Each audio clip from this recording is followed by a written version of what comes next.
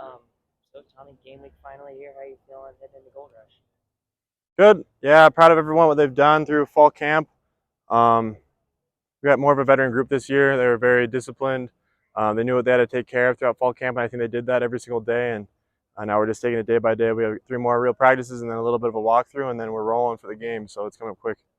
Being named captain again, I guess how did it feel hearing that news? Yeah, very gracious, very humble to be voted as a captain among this great team. We have a lot of guys that really care about this program, that do everything right, and to be one of the guys that other people see as a captain is Um, I'm very blessed to be named one of the captains. Yep. Yeah, and having two QBs named captain, I guess what does that kind of say about you and Sean, just kind of I guess this group in general?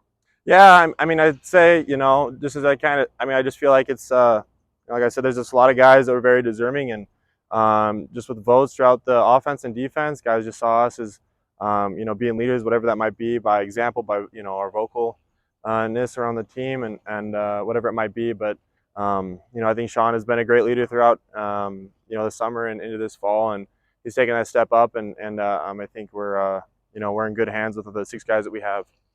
How did this fall camp feel different from others, I guess, in the past? I mean, just like I said, I think we're a little bit more of a veteran group. I think just the attention to detail is so much above where we've been before. In each position group, with the details of their craft, and so I thought that was very apparent throughout the entire fall camp. I don't feel like there's very many ups and downs. I felt like we were very consistent, which is what you need to be about when you're playing football. So. Outside of your position group, I guess, which others or really stepped up to the plate, maybe exceeded expectations this past camp going into week one? Yeah, I don't know if I can really just say one specific group, but I just love where our offense has been.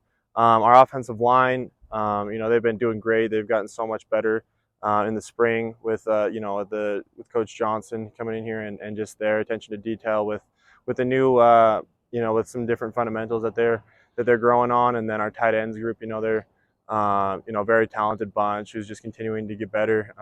Physically they developed quite great. They developed great over the summer, and that you could see it out on the field. The wide receiver group has been great, making plays for us the entire time, making us look good when we're giving them 50-50 balls. Running back group looks great as well, very disciplined. They know their job on every single thing, and they're flying around with a lot of attention to detail. Do you feel like your individual progress went this fall camp? Good. Yeah, I thought it was a good fall camp. You have the 17 practices to sharpen your sword, and I think that we did that. We got a couple of them now that we've been kind of focused more or less on Utah Tech, and that's all that we're focused on now. But I think that everybody, including me, really sharpened that sword through those 17 practices. So, what stands out about Utah Tech so far that you've seen? I think they play around, or they fly around. I think they have a lot of speed. That's one thing that they're very special with on the on the front, and I think they're just. I don't know. I just think they're very. Everyone's got a ton of hope in that first game, so everyone will be flying around. Regardless, everyone's 0-0. No one's got a winning record. Nobody's the underdog, anything like that. So right off the bat, everybody's got a bunch of energy, and you could see it last year with their early games, and even towards the end of the season. Watching the BYU game, it was they had a lot. They had some flashes for sure. Which is that speed and that energy that most teams in their situation didn't have. So we know we're going to get their best right off the bat, and so we're going to be ready to bring it as well. Now with one Gold Rush game as a starter for you, how special is that game? How cool was that experience last year for you? Yeah, no, the energy is great. Last year was, I think, the hottest game in history here at MSU. So that one was different for sure. So I'm glad that it's not going to be quite as hot this year. But no, I can't wait to see that the ocean of gold as I walk out, those doors and enter Sandman blasting, and everybody just that energy and but then just being able to encapsulate it into that energy into being very disciplined as well, because it's very easy to just have all that energy and to be flying around and doing stuff, but not really taking care of what you've been learning and being detailed with those fundamentals that you've learned throughout camp. So I'm excited to kind of pull that together right off the bat and focus on that.